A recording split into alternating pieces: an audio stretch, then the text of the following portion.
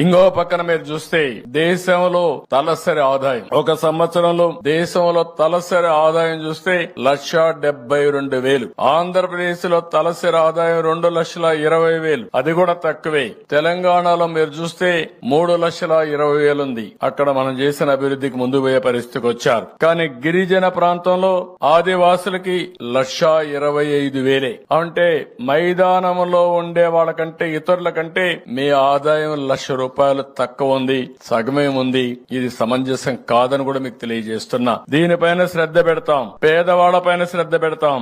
అందుకే నేను ఒక మాట అన్నాను, గిరిజనులు పేదరికంలో పుట్టి పేదరికంలో చనిపోతున్నారు. ఆర్టిఫిషియల్ ఇంటెలిజెన్స్ గురించి మాట్లాడుతున్నాం, ఇంకా డోలీ మూతలు కనపడుస్తున్నాయి. ఇది చాలా దురదృష్టకరం. ఇవన్నీ కూడా మనం రూపుమాపుకోవాల్సిన అవసరం ఉందని చెప్పి కూడా నేను మీకు తెలియజేస్తున్నా. అందుకే నేను ఒక మాట అన్నాను, జీరో పావర్టీ అంటే పేదరికం లేని సమాజాన్ని నిర్మాణం చేసుకో.